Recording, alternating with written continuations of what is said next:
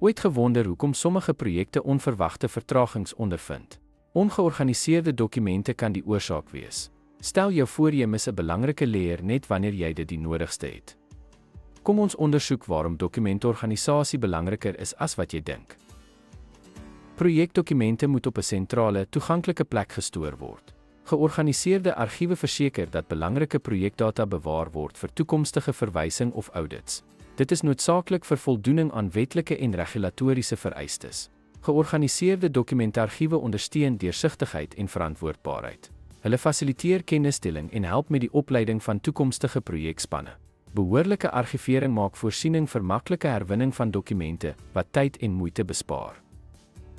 Ten slotte, die organisering en argivering van projekdokumente verseker doeltreffende toegang tot belangrike inligting.